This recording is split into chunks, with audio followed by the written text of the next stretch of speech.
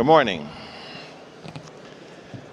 So, since the time of the Crusades, mercenaries in war, think of the Mamluks in ancient Egypt using Bedouins, Turks, and Armenians, or the Christians using knights, and the knights would switch sides for better pay. Later, pirates who worked for nations as a surrogate navy would do it not for nationalism, but for pay and for plunder. Flash forward a couple of thousand years and you take yourself to Afghanistan, where the Haqqani network was a proxy of Pakistani intelligence, where different tribes would contract with the US and then switch sides and vice versa. And you start to see the complex nature of mercenaries versus proxies versus contractors versus partners, with the emergence of things like Boghossian and the Wagner Group, or in the US, companies like Blackwater.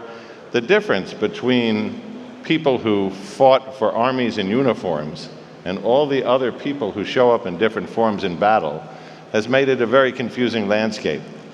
One of the best publications I ever saw on this was by Collins' team and the Soufan Center on the axis of resistance, and how Qasem Soleimani of the Iranian IRGC had cobbled together an entire network of both Shiite and Sunni militia groups across a series of countries in the region to do Iran's bidding on the idea that we can supply money, we can supply training, we can supply weapons, and the enemy of my enemy is my friend. And this has led to a very complex environment. So our two experts, and we're lucky to have them, are incredibly knowledgeable. Brian Jenkins has literally been, and you can check the program for his extensive bio, but in short, for the last 50 years, he has been an advisor to kings and queens, presidents and popes on issues of counterterrorism, national security, asymmetrical warfare, and the shifting landscape in all of their security environments. Rebecca Weiner, as Deputy Commissioner for Intelligence and Counterterrorism in New York City, comes out of Harvard and then Harvard Law, was a researcher for think tanks, interestingly working on a project about the use of contractors and outside entities in war, but now leads the most significant counterterrorism and intelligence force in any municipal police department on earth, in a place that New York City has been the target of more terrorist attacks or attempts than any other major city in the Western world. So with that as our panel, let me just jump to you, Brian, which is, what is a proxy? What is a surrogate? What is the difference between a contractor and a mercenary? What is this new landscape, and is it new? Well, you know, you listed the words in a lexicon here, and so we have mercenaries. Mercenaries essentially pursue profit. Proxies pursue causes.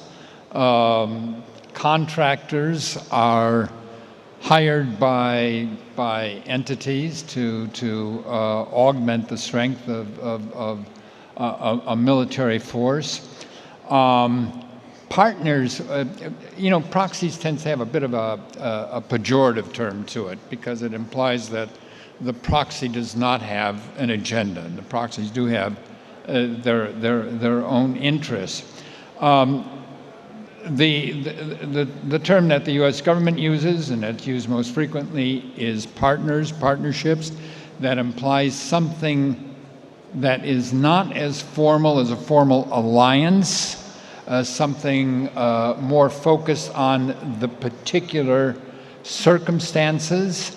Obviously very, very important. I note that in a recent testimony before the Senate Armed Services Committee that the Assistant Secretary of Defense for Special Operations and Low Intensity Conflict mentioned the word partners or partnering countries 61 times in his prepared remarks. So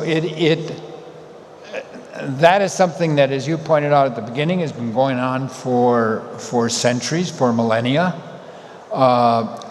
These auxiliaries, partners, contractors are acquired to obtain skills that the military may not have itself, to reinforce their strength, to take advantage of people that are in locations, whether state or non-state actors, that can assist. So that has been the norm of war for several thousand years, and it continues today. Rebecca, you've studied Iran, you've studied Hezbollah, you've studied the IRGC, the IOS. What does the axis of resistance mean in modern day conflict? One of the things that has been thrown around there is countries can recruit other groups with a shared interest so that that country doesn't have to go to war with an enemy, but that enemy can go to war with everybody else. Yeah. So it's interesting. Our panel, I think, is called The Future of State versus Non-State Conflict. And if anything, what we've been seeing for the past 2 years, maybe a bit more, is new ways, and as you're going to hear from Brian, it isn't new historically, it might be a reversion to mean, but new as of the last 20 years of states using non-state actors. And in fact, those non-state actors range from proxies, as Brian's just described, to something altogether more commercial, which is a sort of gig economy for terrorism, for crime, for acts of sabotage. And Iran is a signature example. And just to throw out a couple of observations from New York City, in recent years, you had multiple cases involving IRGC or other Iranian elements' use of non-state actors, in this case, criminal elements, different criminal elements, to attempt assassinations in our city against a range of individuals. And this, of course, helps out because it offers some degree of plausible deniability. It's also quite easy. So it's not just in the context of these murder for hire cases that we've seen states using a wider range of non-state actors. We see it with other forms of transnational repression.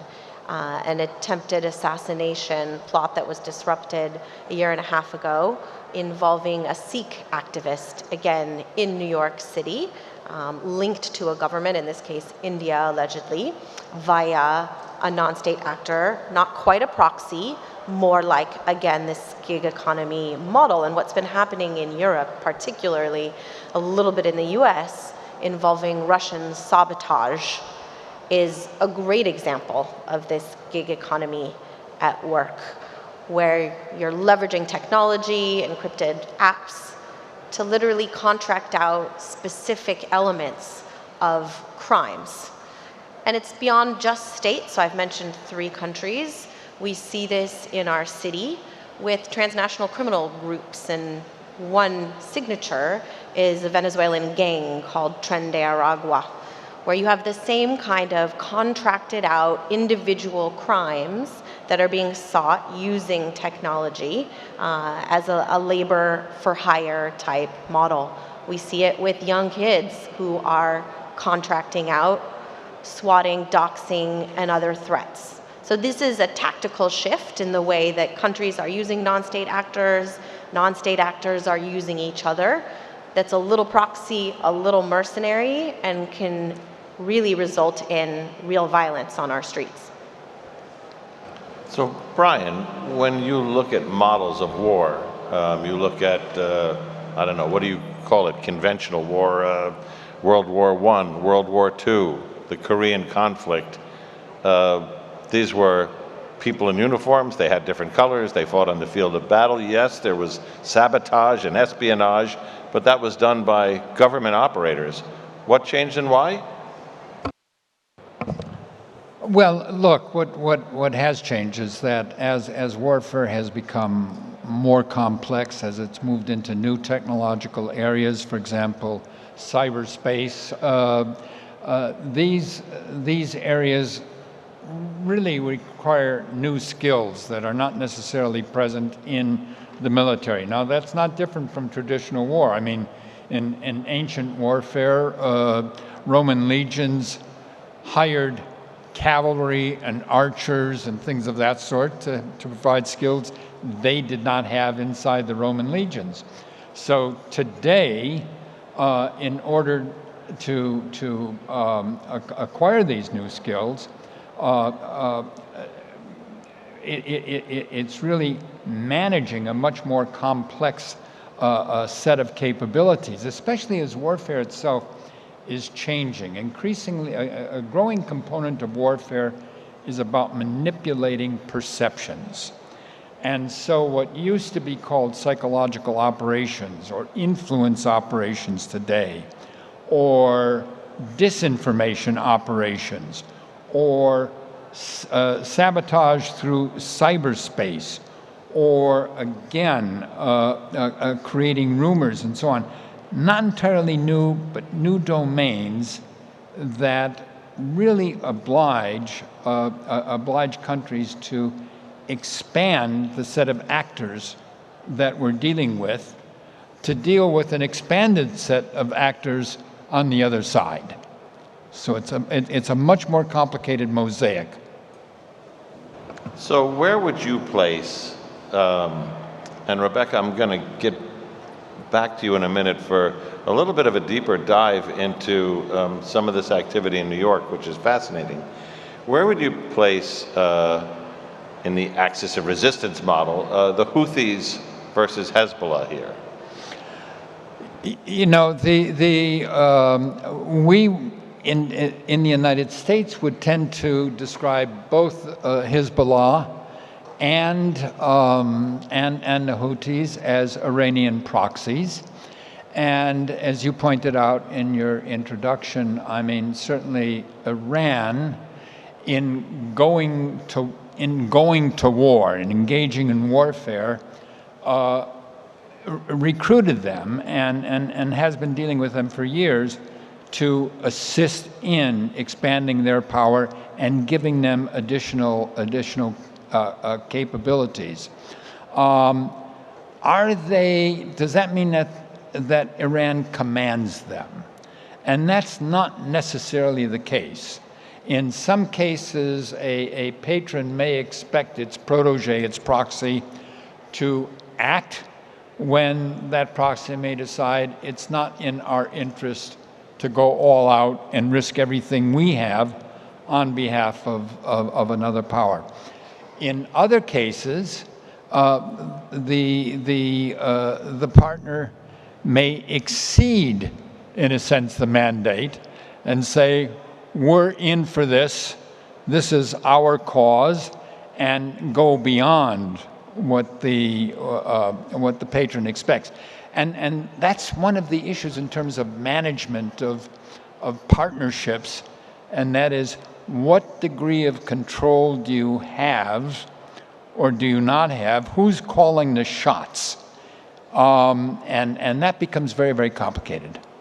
So chain of command is less clear. Yes, Rebecca? Sorry, I just picking up on the Houthi point, it's interesting because, you know, accompanying this tactical shift that we're seeing, you also have a strategic shift in alliances and a fluidity that, again, going back for the last 20 years, is at a really interesting inflection point. And the Houthis are a great example, because not only do you have this issue of control, because the axis of resistance is premised on some degree of command and control, even if it's devolved power that the Houthis are currently in a position of really bucking in terms of their own unilateralism and independence, but also some influence, and Sufan's done a great job of writing on this as well, with other partners, with Russia, with China, around the procurement and the dissemination of drone technology, and same as it relates to Al-Shabaab, an Al-Qaeda affiliate. So to see these partnerships emerging, which are less ideological, so out of Brian's realm of a proxy, there's supposed to be some shared ideas at the root of an axis of resistance, and much more mercenary, much more transactional, but nonetheless serve the larger purpose of a mission of giving geography, resources, control to enact an agenda. So that shift in alliances with nation states supporting a non-state actor with whom there's very little ideological affinity, Houthi Russia, Houthi China, or to previously in conflict foreign terrorist organization, Houthi Al-Qaeda, is quite significant and interesting. So Rebecca mentions transactional. As war becomes more of a business, we'll hire out to this group, we'll contract to this group, we'll bring in these people. How much of this boils down to it's becoming all about the money? Well, here's the thing. You know, we have lived in a world of traditional alliances based upon essentially shared values, shared ideology for many decades now. As has been mentioned several times this morning in the previous panels, that is now eroding. These alliances are fraying to a degree. Historically, when that has happened, warfare itself has become more transactional.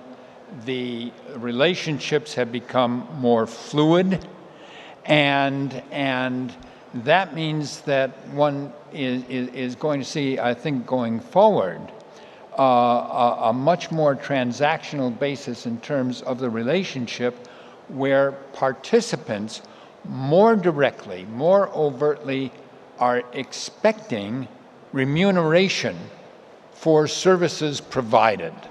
That is, we will do this for you, perform this military task, provide this military assistance, but we expect compensation in return for that. Now, whether that is cash, as in the case of a mercenary, or whether it's access to resources, it is some type of a deal. We'll do this for you for services rendered.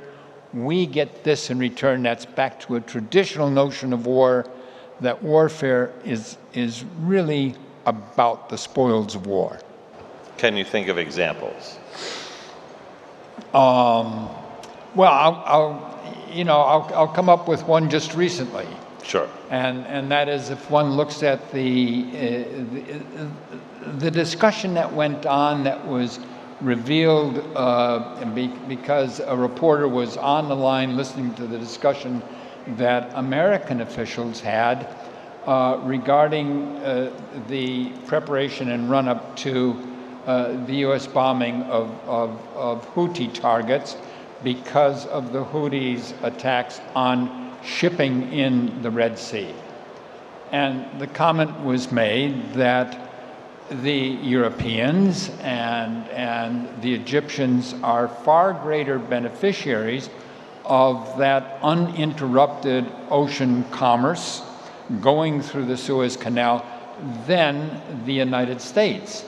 And therefore, that the United States should demand remuneration. And that's the term that was used specifically. Now, that is an example of a transactional relationship. And I mean, you could suggest that we're going to provide continuing military aid to Ukraine, but only in return for long-term access to mineral rights and mining as very transactional. Potentially so. That could well be it. I mean, another way of looking at it, and talking to a former European prime minister, they had a different view of Ukraine, which was that for the Europeans to continue to invest European resources in the war in Ukraine was in fact a good investment for Europe, because the Ukrainians, in a sense, were the proxies, if I can use that term, for Europe, so that as long as it kept the Russians tied up, then the Russians would be less of a threat to Europe. So everyone, in a sense, is making investment decisions and expecting financial returns on it. So, Rebecca, let me circle back to those assassination plots, because it really gets to kind of the bottom line of what is the difference between a state actor and a cutout. One of them, well, three of them targeted a particular dissident, and I thought that was instructive in that, you know, they came back and they came back and they came back. But one of the latter plots targeted different targets, different countries, a plot to kill President Trump before the election on the idea that he'd be an easier target. Can you go into how those work and why they were happening in New York and what was the interest of the Iranian government? So, you know, looking at them in totality tells you a lot about how a non-state element, certainly not a proxy in this case, because it's a much more transactional mercenary type of relationship, is in this case, a country is using a cutout to effect geostrategic interests, in this case, murder for hire, assassination of a dissident, and plots against US officials. And different groups being marshaled for each one. So first, a kidnapping plot in 2021, targeting a women's rights activist, an Iranian dissident who lives in Brooklyn. Second was a murder for hire plot.